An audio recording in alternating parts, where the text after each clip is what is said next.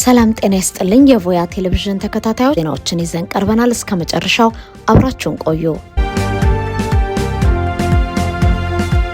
በኢትዮጵያ ፌዴራል መንግስትና በህወሓት መካከል ያለው የፖለቲካና ወታደራዊ ውጥረት የ2022ን የፕሪቶሪያ የሰላም ስምምነት መዋቅር አደጋ ላይ ወደሚጥልበት ወሳኝ ደረጃ ላይ መድረሱን የፖለቲካና የጸጥታ ሁኔታዎች እያሳዩ ነው። አንጋፋው ፖለቲከኛና የፖለቲካ ተንታኙ አቶ ገብሩ አስራት እንዳጋለጡት አሁን ያለው ግጭት ከውስጣዊ የእርስ በርስ ጦርነት አልፎ ኢትዮጵያን ለማፍረስ ያለመና ታሪካዊ የውጭ ኃይሎችን ያካተተ አደገኛ ቀጠናዊ ጦርነት መልክን ይዟል። በሰሜን ኢትዮጵያ ያለው ቀውስ እጅግ አሳሳቢ ሆነው የአክራሪ የህወሓት ቡድኖች ጽምዶ በሚባል ማዕቀፍ ስር ከቀድሞው ጠላታቸው ኤርትራና ከሱዳን ጦር ጋር ቀጥተኛ ወታደራዊ ጥምረት መፍጠራቸውን ተከትሎ ነው። ከዚህ ጥምረት ጀርባም ግብጽ የገንዘብና የጦር መሳሪያ ድጋፍ በማድረግ ዋነኛ አስተባባሪ መሆኗም ተገልጿል።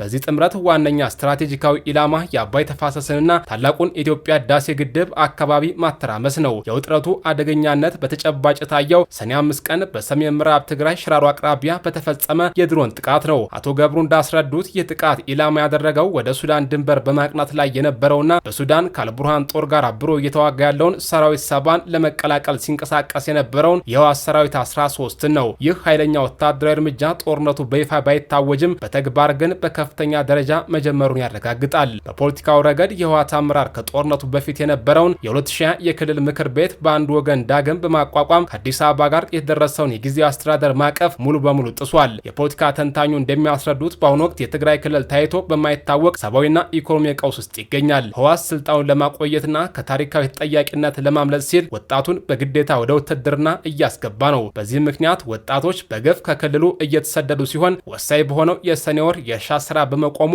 ክልሉን ለከፋና ሰው ሰራሽ ለሆነ ረሃብ አጋልጦታል። በአጠቃላይ ህወሓት ትግራይን እንደ ሻዕቢያ አይነት አፋኝ የአስተዳደር ስርዓት ወደ ሰፈነበትና ዜጎች መብት የሌላቸው ግዛት ቀይሯል። ጦርነቱ ወደ ሙሉ ግጭት ካመራ በአንድ ግንባር ብቻ የሚገደብ አይሆንም። አሁን ባለው የኃይል አስተላለፍ በሱዳን ድንበር ሁመራና መተማ በቆቦና በሽራ አካባቢዎች ግዙፍ ኃይሎች ተሰማርተዋል። የፌዴራል መንግስቱ የፕሪቶሪያው ስምምነት በተሟላ ሁኔታ በመተግበርና ተፈናቃዮችን በመመለስ ረገድ የነበረበትን ኃላፊነት በአግባቡ ባለመወጣቱ ለህወሓት የፕሮፓጋንዳ በር ቢከፍትም አሁን ላለው የህልውና አደጋ ዋነኛው ተጠያቂ የህወሓት አመራር መሆኑ ተስቷል። ስልጣን ለማስቀጠል ሲባል ከታሪካዊ የውጭ ጠላቶች ጋር በማሴር የገዛ ሀገርን ለማጥፋት መሞከር ከባድ የታሪክ ወንጀልና ክህደት መሆኑን አቶ ገብሩ አበክረው አስጠንቅቀዋል። በመሆኑም አሁን ያለው ሁኔታ በፌዴራል መንግስቱና በአንድ ክልል መካከል የሚደረግ ግጭት ብቻ ሳይሆን የውጭ ኃይሎች አጀንዳ የሚያስፈጽምና የቀጠናውን ጂኦፖለቲካዊ መልክ የሚቀይር አደገኛ የህልውና ጦርነት ሆኗል። ህወሓት ሰኔ 15 የሰማዕታትን ውርስ ለመወጣት ቁርጠኝነታችንን የምናድስበት ቀን ነው አለ። የህወሓት ማዕከላዊ ዞን ጽሕፈት ቤት በማህበራዊ ሚዲያ ገጹ ዛሬ ባሰፈረው መልእክት ሰኔ 15 ቀን የተለየለት እንደሚሆን ገልጿል። የትግራይ መከላከያ ኃይል ወይም TDF ታጣቂዎችን ፎቶግራፍ በማስቀመጥ ሲልጽም ወይም ሰኔ 15 ለህዝብ ለውና ሲሉ ውድ ህይወታቸውን የከፈሉትን የምናስታውስበት የሰማዕታት ቀን ነው። ከዚህም በላይ አሁን ያለውን ሁኔታ ተገንዝበን መስዋዕትነት ለተከፈለበት ዓላማ የምንታገልበትና የሰማዕታትን ውርስ ለመወጣት ያለንን ቁርጠኝነት የምናድስበት ቀን ነው ብሏል። በማስከተልም የሰማዕታት ውርስ ተከበረ የሚባለው የትግራይ ሉዓላዊ ወሰን ሲከበር፣ የተፈናቀሉና የተሰደዱ ወገኖቻችን ወደ ቤታቸው ሲመለሱ፣ የትግራይ መልሶ መቋቋም ሲረጋገጥና የጀግና ሰማዕታት ቤተሰቦች ካሳ ሲከፈላቸው ነው ያለ ሲሆን ጨምሮ የትግራይ ህዝብ አዳኝ የሆነው ሰራዊታችን የሰማዕታትን ውርስ ሳይክድ የሰማዕታቱን የመጨረሻ ግብ ለማሳካት አስደናቂ ትግል እያደረገ ነው የሚል መልእክት አስተላልፏል። በዩኒቨርሲቲ ሆስፒታሎች የተደቀነው ከባድ አደጋ የፌዴራል መንግስት በጀትን በከፍተኛ ደረጃ ቆርጦ የፋይናንስ ሸክሙን ወደ ክልሎች ሊያዞር ነው። የፌዴራል መንግስት ለ2026-2027 በጀት ዓመት ያቀረበው አዲስ የዩኒቨርሲቲዎች በጀት ምደባ በሀገሪቱ የከፍተኛ ትምህርት ጥራትና በማህበረሰብ ጤና ዘርፍ ላይ ከባድ ስጋት ደቅኗል። መንግስት የዩኒቨርሲቲ ማስተማሪያ ሆስፒታሎችን የስራ ማስኬጃ ወጪ ሰበብ በማድረግ በተላላቅና በነባር ዩኒቨርሲቲዎች ላይ አስደንጋጭ የበጀት ቅነሳ ማድረጉም አነጋጋሪ ሆኗል። ለ47ቱ የመንግስት ዩኒቨርሲቲዎች ለቀጣይ በጀት ዓመት የተመደበው 54.3 ቢሊዮን ብር ሲሆን ይህም አጠቃላይ በጀት ካለፈው ዓመት ጋር ሲነጻጸር በ12 በመቶ የቀነሰ ነው። ሆኖም በዋና ዋና ዩኒቨርሲቲዎች ላይ የተደረገው የከፋ የበጀት ቅነሳ ተቋማቱ መሰረታዊ የመማር ማስተማር ስራቸውን እንዴት ይቀጥላሉ የሚለው አሳሳቢ ጥያቄን አስነስቷል። የዩኒቨርሲቲ የበጀት ቅነሳ መጠንን ስንመለከት አዲስ አበባ ዩኒቨርሲቲ 41.7 በመቶ፣ ሐዋሳ ዩኒቨርሲቲ 49%፣ ባህር ዳር ዩኒቨርሲቲ 51%፣ ጅማ ዩኒቨርሲቲ 57 7.4% ተቀንሶባቸዋል። የገንዘብ ሚኒስቴሩ አቶ አህመድ ሽዴ 2.3 ትሪሊዮን ብር የሆነውን የፌዴራል በጀት በፓርላማ ሲያብራሩ ለዚህ ቅነሳ እንደ ምክንያት ያቀረቡት የዩኒቨርሲቲ ማስተማሪያ ሆስፒታሎች ሸክም መጨመር ነው። ሚኒስቴሩ ሆስፒታሎች የተቋቋሙት ለተግባራዊ ትምህርት ሆኖ ሳለ አሁን ግን መላውን የአካባቢው ማህበረሰብ በማከም የፌዴራል በጀትን እያሟጠጡ ነው ብለዋል። በመሆኑም ክልሎች በአካባቢያቸው ላሉ ሆስፒታሎች የፋይናንስ ወጪውን መጋራት አለባቸው ሲሉም ተከራክረዋል። የክልል መንግስታት የራሳቸውን መሰረታዊ የአስተዳደርና የጸጥታ ወጪዎች መሸፈን እየተቸገሩ ባለበትና የፌዴራል ድጎማ በሚጠባበቁበት በዚህ ወቅት የገዘፈውን የዩኒቨርሲቲ ሆስፒታሎች ወጪ በድንገት እንዲሸከሙ ማድረግ የጤና ስርዓቱን ሙሉ በሙሉ ሊያሽመደምደው ይችላል። ሚኒስቴሩ ሆስፒታሎቹ ቀስ በቀስ ራሳቸውን መቻል አለባቸው ማለታቸው መንግስት ከህዝብ ጤና አጠባበቅ ኃላፊነቱ እጁን እያወጣ መሆኑን ያሳያል። ይህም ማለት ቀድሞውንም በኑሮ ውድነት ለሚሰቃየው ዜጋ በመንግስቱ ሆስፒታሎች ይሰጡ የነበሩ የህክምና ክፍያዎች በከፍተኛ ደረጃ ሊኖሩ እንደሚችሉም ግልጽ ማሳያ ነው። እስከ 57 በመቶ የበጀት ቅነሳ የተደረገባቸው የዩኒቨርሲቲዎች የምርምር የላቦራቶሪ ተማሪዎች ምግብና መሰረታዊ አገልግሎቶችን በተገቢው መንገድ ማቅረብ አይችሉም። ይህ የትምህርት ጥራቱን ከድጡ ወደ ማጡ ይገፋዋል። የፌዴራል መንግስት የገጠመውን የበጀት ጫና ወደ ክልሎችና ወደ ህዝቡ ኪስ ለማሸጋገር መሞከሩ የጤናና የትምህርት ተቋማት የህልውና አደጋ ውስጥ የሚጥልና የዜጎችን ጤና ማግኘት ህገ መንግስታዊ መብት አደጋ ላይ የሚጥል አካሄድ መሆኑን ባለሙያዎች ይተቻሉ። ጉዳዩ በፖሊሲ ደረጃ ዳግም ሊታሰብበት የሚገባ አንገብጋቢ ጉዳይ ነው። እስራኤል ለሶማሌላንድ እውቅና የሰጠችበት ዕለት ሀገራችን ታሪክ ውስጥ ካሉት የጨለማ ቀናት አንዱ ነው ሲሉ የሶማሊያ ፕሬዝዳንት ተናገሩ። የሶማሊያ ፕሬዝዳንት ሐሰን ሼክ ሙሐመድ እስራኤል በፌዴራል መንግስቱና በሐረርጌሳ ግዛት አስተዳደር መካከል ያለውን ረጅም ጊዜ ያስቆጠረው ውዝግብ እንደ መልካም አጋጣሚ እንደተጠቀመችበት አስታወቁም። ቴል አቪቭ በዲሴምበር ወር 2025 ለሶማሌላንድ እውቅና የሰጠችበት ዕለት በሶማሊያ ታሪክ የጨለማ ቀናት እንዳንዱ እንደሚቆጠርም ገልጸዋል። ፕሬዝዳንቱ ዳውን ቲቪ ከተሰኘ ሚዲያ ጋር ባደረጉት ቃለ ምልልስ ከሶማሌላንድ ጋር አስተዳደር ጋር የነበረውን ውዝግብ ለመፍታት ፌዴራል መንግስቱ ሁለት አማራጮች እንደነበሩት ገልጸዋል። እነሱም ውይይት ወይንም ኃይል መሆናቸውን አስረድተዋል። ሲናገሩም ሁለቱን አማራጮች ገምግመናል፣ በመጨረሻም ውይይትና ማሳመንን መርጠናል ያሉት ፕሬዝዳንቱ የውዝግብ ከ30 ዓመታት በላይ የፈጀ ቢሆንም የፌዴራል መንግስቱ የሄደበት አማራጭ ተገቢ እንደነበር ገልጸዋል። እስራኤል የተባበሩ መንግስታት ድርጅትና ሌሎችም ዓለም አቀፍ ተቋማት አባል ሆና መቆየቷን እንደሚያምኑ የጠቆሙት ፕሬዝዳንት ሼክ ሙሐመድ ሶማሊያ ግን ከእስራኤል ጋር ምንም አይነት ዲፕሎማሲያዊ ግንኙነትም ሆነ መደበኛ ትብብር አድርጋ እንደማታውቅ ገልጸዋል።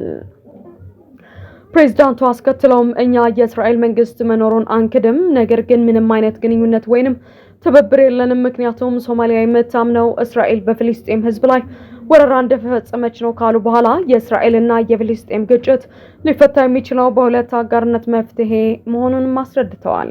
ይህ አቋም በርካታ የዓለማችን መንግስታት የሚጋሩት መሆኑንም አስታውቀዋል። በቀጠናው ውስጥ ያሉት ጂኦፖለቲካዊ ለውጦች እስራኤል በሶማሌ ላይ ፍላጎት እንድታሳድር እንዳደረጋት የጠቀሱት ፕሬዝዳንቱ ጨምረውም እስራኤል በተደጋጋሚ ከሶማሊያ ጋር በትብብር ለመስራት ፍላጎት ስታሳይ መቆየቷን ገልጸዋል። ይሁን እንጂ የሞቃዲሾ መንግስት ከሃይማኖታዊ መርሆች በሰብአዊነት ሴቶችና በፍልስጤም ላይ ባላት አቋም የተነሳ ጥያቄዋን ውድቅ ማድረጉን አስረድተዋል። ንግግራቸውን በመቀጠልም እስራኤል ለሶማሊያ ያቀረበችው ተደጋጋሚ ጥያቄ ውድቅ ሲሆንባት ለረጅም ጊዜ እውቅና የሚፈልጉ አካላትን እንደ መልካም አጋጣሚ ተጠቅማባቸዋለች። የሶማሌላንድ የሰራቸው ስህተት እርምጃው ሶማሊያን አላስፈላጊ ሁኔታ ውስጥ ሊከታት ይችላል ብለዋል።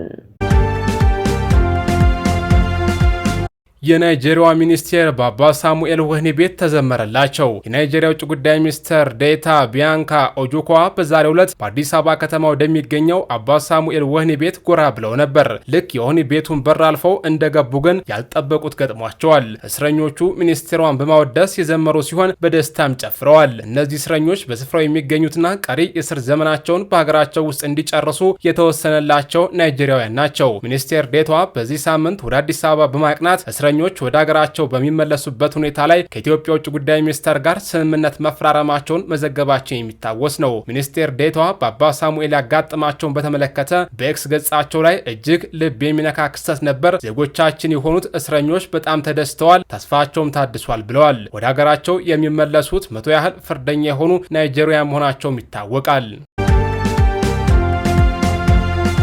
ከአሜሪካ አዮዋ ዩኒቨርሲቲ በተውጣጡ ተመራማሪዎች የሚመራ ዓለም አቀፍ የሳይንስ ቡድን ከ3 ሚሊዮን ዓመታት በፊት በአፍሪካ ውስጥ ይኖር የነበረ አዲስ የአዞ ዝርያን አግኝቶ ስያሜ ሰጥቶታል።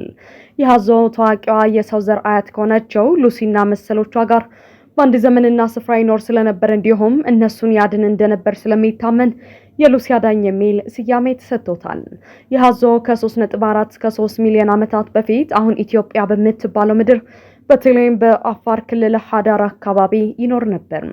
አዲሱ ዝርያ በሳይንሳዊ ስሙ ክሮኮዳይልስ ሎሲቬናተር ተብሎ የተጠራ ሲሆን ትርጉሙም የሉሲ አዳኝ ማለት ነው።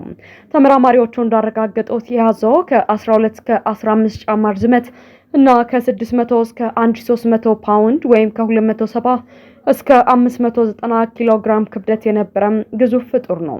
አብዛኛውን ጊዜውን በውሃ ውስጥ ተደብቆ በማሳለፍ ውሃ ለመጠጣት የሚመጡ እንስሳትን በድንገት የሚያጠቃ አደገኛ አዳኝ ነበር። የጥናቱ መሪ የሆኑት በአዮዋ ዩኒቨርሲቲ የመሬትና የአካባቢ ሳይንስ ክፍል ፕሮፌሰር ክሪስቶፈር ብሮቺዮ እንዳሉት በዚያን ጊዜ በስነ ምህዳር ውስጥ ከአንበሶችና ጅቦች የላቀው ትልቁ አዳኝ እሱ ነበር። በተለይም በወቅቱ በዚያ ይኖሩ ለነበሩት የሰው ዘር አያቶች ዋነኛ ስጋት እንደነበር ተገልጿል። አንድ የተወሰነ አዞ ሉሲን ለመብላት መሞከር አለመሞከሩን ማወቅ ባንችልም የሉሲን ዝርያዎች ሲያይ የራት ግብዣ ብሎ እንደሚያስብ ግን በእርግጠኝነት መናገር ይቻላል ብለዋል። ባለፉት 35 ዓመታት የጥናታዊ አዞዎችን ታሪክ ሲያጠኑ የቆዩት ፕሮፌሰር ብሮቺዮ አዲሱን ዝርያ ለመጀመሪያ ጊዜ በ2016 ዓ.ም በአዲስ አበባ ብሔራዊ ሙዚየም ውስጥ ሲመለከቱት እጅግ እንደተገረሙ ያስታውሳሉ። የዚህ አዞ አንዱ አስገራሚ ገጽታ በአፍንጫው መሃል ላይ ጎልቶ የሚታይ ሻኛ ያለው መሆኑ ነው። የአይነቱ ቅርጽ በአሜሪካ አዞዎች ላይ እንጂ በአፍሪካ የናይል አዞዎች ላይ አይታይም።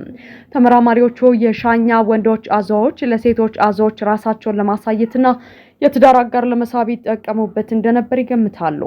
በተጨማሪም የዚህ አዞ አፍንጫ በዘመኑ ከነበሩት ሌሎች አዞዎች ይልቅ ወደፊት በጣም የተለጠጠ ነበር። አዲሱን ዝርያ ለመለየት ተመራማሪዎቹ በኢትዮጵያ አፋር ክልል ከሚገኘው የሀዳር ስፍራ የተገኙ የራስ ቅሎችን፣ ጥርሶችና የመንጋጋ ስብርባሪዎችን ጨምሮ 121 የቅሪተ አካል ማስረጃዎችን መርምረዋል። አብዛኞቹ ቅሪተ አካላት ሙሉ ባይሆኑም አንደኛው የመንጋጋ ቅሪተ አካል ግን የከባድ ጠባሳዎችን ይዟል። በተፋላሚ አዞዎች መካከል በሚፈጠር የፊት ለፊት ንክሻ የተፈጠሩና ያገገሙ ቁስሎች መኖራቸው አዞ ከሌላ አዞ ጋር ተዋግቶ በህይወት መትረፉን አሳይቷል። የሀዳር አካባቢ የሰው ዘር አመጣጥን ለመረዳት ከሚረዱ በዓለም ላይ ካሉ ቀዳሚ ስፍራዎች አንዱ በመሆን በ1980 በዩኔስኮ የዓለም ቅርስነት ተመዝግቧል። በአሪዞና ስቴት ዩኒቨርሲቲ ተባባሪ ፕሮፌሰር የሆኑት ክሪስቶፈር ካምፒሳኖ እንዳብራሩት ሀዳር በጊዜው ጫካዎችን፣ ረግረጋማ ስፍራዎችና ሰፋፊ የሳር ምድሮችን ያካተተ ነበር። ይህ አዞ ደግሞ በእነዚህ የተለያዩ አካባቢዎች ውስጥ ለረዥም ጊዜ በበላይነት መኖር ከቻሉ ጥቂት ዝርያዎች አንዱ ነበር። በጆርናል ኦፍ ሲስተማቲክ ፓሊዮንቶሎጂ ላይ የታተመው የጥናት የአሜሪካና የብሪታንያ ተመራማሪዎችን እንዲሁም የኢትዮጵያ ብሔራዊ ሙዚየም ባለሙያዎች የሆኑትን ጌታውን ተክሌንና ቶማስ ጌታቸውን በአጋር አዘጋጅነት አሳትፏል። ዩናይትድ አረብ ኤሚሬት ለኢራን $3 ቢሊዮን ልትከፍል ነው መባሉን አስተባበለች። ዩናይትድ አረብ ኤሚሬት ከፍተኛ መጠን ያለው ገንዘብ ወደ ኢራን ለማስተላለፍ መስማማቱን የሚገልጽ ዘገባዎች እየተሰራጩ ይገኛሉ። በዓለም አቀፍ ሚዲያዎች እየተሰራጩ ካሉት ከነዚህ ዘገባዎች መካከል $3 ቢሊዮን ለኢራን ልትከፍል መሆኑን የሚጠቅሰው ይገኝበታል። የኤሚሬት ውጭ ጉዳይ ሚኒስቴር ይህን አስመልክቶ ዛሬ ባወጣው መግለጫ ዘገባዎቹን መሰረተ ቢስና የተሳሳቱ ብለዋቸዋል። በመግለጫው ምንም አይነት የታገደ የኢራን ገንዘብ በዩናይትድ አረብ ኤሚሬትስ በኩል አልተለቀቀም፣ አልተላለፈም፣ እንዲሁም እንዲከፍል አልተመቻቸም ብሏል። ጨምሮ ሚዲያዎች በመንግስታዊ ምንጮች ላይ የተመሰረተ ትክክለኛ ዘገባ እንዲያሰራጩና ያልተረጋገጠ መረጃ ከማቅረብ እንዲቆጠቡ አሳስቧል። የኤለን መስክ $1 ትሪሊዮን ሀብት ማለት ምን ማለት ነው? ስፔስ ኤክስ የተሰኘ የሮኬት ድርጅት ባለቤት የሆነው ኤለን መስክ ሀብት እንደ ሮኬት ተወንጭፎ ትላንት የዓለማችን የመጀመሪያው ትሪሊየነር ለመሆን በቅቷል። ከትላንት በፊት $1 ትሪሊዮን የሚጠቀሰው የትልልቅ ሀገራትን ዓመታዊ ምርት ወይንም ብድር ለመግለጽ ነበር፣ ወይም በተወሰኑ አንጋፋ ኩባንያዎች የአክሲዮን ገበያ ውስጥ ብቻ ነበር። ይሁንና አሁን የአንድ ግለሰብ ሀብት መጠሪያ ቁጥርም ለመሆን በቅቷል። 1 ትሪሊዮን የሚለው ቁጥር በራሱ ለሰው ልጅ አይምሮ በቀላሉ የሚረዱ አይደለም። ምክንያቱም 1 ትሪሊዮን ዶላር ማለት ከ1 ቢሊዮን ዶላር በሺህ እጥፍ የሚበልጥ ነው። ወይንም 1 ትሪሊዮን ዶላር ማለት የ1 ሚሊዮን ዶላር ሚሊዮን እጥፍ ነው። ፎርብስ መጽሔት ግን ዛሬ ላይ የኤለን መስክ ሀብት ጠቅላላ መጠን 1.1 ትሪሊዮን ዶላር መሆኑን ቀለል አድርጎ አስቀምጦታል። አሶሲኤትድ ፕሬስ እንደዘገባው 1 ትሪሊዮን ዶላር በጥሬ ገንዘብ ቢደረደር 97 ሚሊዮን ማይል ወይንም 156 ሚሊዮን ኪሎ ሜትር ይሆናል። በአሜሪካ የጠፈር ምርምር ማዕከል ወይም ናሳ መረጃ መሰረት ደግሞ ከመሬት እስከ ጨረቃ ያለው ርቀት 138855 ማይል ወይንም 384400 ኪሎ ሜትር ገደማ ነው። ስለዚህም የኤለን መስክ ዶላር ከመሬት ወደ ጨረቃ 200 ጊዜ መዘርጋት የሚችል ነው። በሌላ በኩል በመሬትና በፀሐይ መካከል ያለው ርቀት 150 ሚሊዮን ኪሎ ሜትር ሲሆን ይህም ከኤለን ዶላር ያነሰ ነው። ይህ በእንዲህ እንዳለ በዓለማችን ላይ አሁን ያለው ህዝብ ብዛት ወደ 8.2 ቢሊዮን እንደሚደርስ የአሜሪካ ሴንሰስ ቢሮ መረጃ ያሳያል። በመሆኑም የኤለን መስክ 1 ትሪሊዮን ዶላር ለመላው ዓለም ህዝብ ቢከፋፈል አንድ ሰው 122 ዶላር ይደርሰዋል። ዘገባው በመቀጠል 1 ትሪሊዮን ዶላር ማለት ኤለን መስክ የተወለደባት ደቡብ አፍሪካ ዓመታዊ የሀገር ውስጥ ምርት ወይንም ጂዲፒ እጥፍ መሆኑን ገልጿል። በያዝነው ዓመት የደቡብ አፍሪካ ጂዲፒ 480 ቢሊዮን ዶላር መሆኑን የዓለም የገንዘብ ድርጅት መረጃ ያሳያል። እንደ ዘገባው በአሜሪካ ውስጥ የአንድ ቤት አማካይ ዋጋ 43200 ዶላር ሲሆን የኤለን መስክ ሀብት በአሜሪካ 2.5 ሚሊዮን ቤቶችን መገንባት የሚያስችል ነው። እንዲሁም አሁን ባለው የነዳጅ ዋጋ 243 ቢሊዮን በርሜል ነዳጅ መግዛትም የሚችል ገንዘብ ነው። ይህ በእንዲህ እንዳለ ሌላው አስገራሚ ነገር የዓለማችን ቁጥር 1 ባለሀብት ተከታዩን የሚመራበት ቁጥር ነው። የዓለማችን ሁለተኛው ባለሀብት የጉግል ተባባሪ መስራች ላሪ ፔጅ ሲሆን ዛሬ ባለው መረጃ የሀብቱ መጠን 294 ቢሊዮን ዶላር ነው። ማለትም ኤለን መስክ በ700 ቢሊዮን ዶላር ይበልጠዋል። ሎስ አንጀለስ ስታዲየም በታዋቂ ሰዎች ደመቀ። ሎስ አንጀለስ ትላንትና የዓለም ዋንጫ ብቻ ሳይሆን ከዚህ ቀደም ብዛም የማይታወቁ የታዋቂ ሰዎች ስብስብን አስተናግዳለች። በሶፊ ስታዲየም በተከናወነው የአሜሪካ ብሔራዊ ቡድን የመክፈቻ ግጥሚያ ላይ ከሆሊውድ ኮከቦች እስከ ተጽዕኖ ፈጣሪዎችና ዓለም አቀፍ የመዝናኛ ኢንዱስትሪ ታዋቂ ሰዎች መገኘታቸው ተገልጿል። ይህ ደግሞ በስታዲየም ውስጥ የነበሩ ተመልካቾች ወረቀትና ስክሪፕቶ እያወጡ ፈርሙልኝ በሚል ትርምስ እንዲፈጠር ያደረገ ክስተትን ፈጥሮ ነበር። በትላንትናው ጨዋታ በሶፊ ስታዲየም ቪአይፒ ውስጥ ከተገኙት መካከል አንጋፋዎቹ የፊልም ኮከቦች ቶም ክሩዝ፣ ሊዮናርዶ ዲካፕሪዮና ኦን ዊሊያምሰን የሚጠቀሱ ናቸው። እንዲሁም ጄሚ ፎክስ፣ ፓሪስ ሂልተን፣ ቪክተር ቤካም፣ ሂለሪ ዱቭ፣ ሶፊያ ቨርገራ፣ ባርባራ ፓልቪን ከባለቤቷ ድላን ስፕሮስ ጋርና ሮቢ ሉዊ በስታዲየም በተገኙበት መካከል ናቸው። በተለይም ቶም ክሩዝና ዴቪድ ቤካም በስታዲየም ውስጥ በበርካታ ሰዎች ተከበው ፊርማቸውን ሲያስቀምጡ ታይተዋል። በሶፊ ስታዲየም የተገኙት የፊልም መዝናኛ ኢንዱስትሪ ሰዎች ብቻ አልነበሩም። ታዋቂ የስፖርት ኮከቦችም ታድመዋል። ከነዚህ መካከልም ካሪክ አብዱል ጃባር፣ ካንዴስ ፓርከር፣ አሌክስ ሞርጋን፣ ድራይመንድ ግሪን እና ካሜሮን ዲከር ይገኙበታል። በዓለም ዋንጫ ታሪክ እንዲህ አይነት ትልልቅና ታዋቂ ሰዎች በእግር ኳስ ጨዋታ ላይ ሲታደሙ ይህ የመጀመሪያ ሆኖም ተመዝግቧል። ኢራን በነገው ዕለት የስምምነት ፊርማ እንደማይደረግ አስታወቀች። አሜሪካና ኢራን ስምምነት ላይ መድረሳቸውና ይህንንም ነገ እሁድ እንደሚፈራረሙ መገለጹ ይታወቃል። ይሁንና አንድ ከፍተኛ የኢራን ባለስልጣን በነገው ዕለት የፊርማ ስነ ስርዓት እንደማይከናወን አስታውቋል። የኢራን የውጭ ጉዳይ ሚኒስትር ቃል አቀባይ የሆኑት ኢስማኤል ባጋሃሪ ለሀገራቸው ዜና አገልግሎት ለሆነው ኢሪኒ በሰጡት መግለጫ የኢስላማባድ ሜሞራንደም የተሰኘው ይህ ስምምነት በሚቀጥሉት ቀናት የሚፈረምበት እድል እንዳለ ገልጸዋል። ይሁንና በነገው ዕለት ስምምነቱ ይፈረማል የሚል ግምት እንደሌላቸው ጠቅሰው የሰጡት ምክንያትም በሌላኛው ወገን በኩል ማመንታት እየታየ ነው የሚል ነው። በድርድሩ ላይ ከፍተኛ ሚና ያላቸው የፓኪስታን ጠቅላይ ሚኒስትር በ24 ሰዓታት ውስጥ ስምምነቱ እንደሚፈጸም መግለጻቸው የሚታወስ ነው። የእንግሊዝ ብሔራዊ ቡድን በተፈጸመበት ዝርፊያ ልምምድ ሳያደርግ ቀረ። ለዓለም ዋንጫ ወደ አሜሪካ የተጓዘው የእንግሊዝ ብሔራዊ ቡድን በካንሳስ በሚገኘው ስዋፕ ሶከር ቪሌጅ ያረፈ መሆኑ ይታወቃል። በዛሬው ዕለት ልምምድ ለማድረግ ወደ ሜዳ የሄደ ቢሆንም በተፈጸመበት ዝርፊያ የተነሳ ማከናወን ሳይችል ቀርቷል። የተለያዩ የዜና አውታሮች እንደዘገቡት ብሔራዊ ቡድኑ ከተዘረፉት ዕቃዎች መካከል ኳሶችና ጫማዎች ይገኙበታል። የሚስሪ ግዛት ፖሊስ በሰጠው መግለጫ ዝርፊያ የተፈጸመው የእንግሊዝ ብሔራዊ ቡድን ንብረቶችን በጫነው መኪና ላይ ሊሆን እንደሚችል ግምቱን አስቀምጧል። የመኪና መኪና ትላንትና ከፍሎሪዳ ተነስቶ ብሔራዊ ቡድኑ ወደሚገኝበት ስፍራ መጓዙን ገልጾ በስርቆቱ የተጠረጠሩ 2 ግለሰቦች በቁጥጥር ስር ውለው ምርመራ እየተደረገባቸው መሆኑ አስረድቷል። የእንግሊዝ ብሔራዊ ቡድን የመጀመሪያ ጨዋታውን የፊታችን ሮብ ከክሮኤሺያ ጋር የሚያከናውን ይሆናል።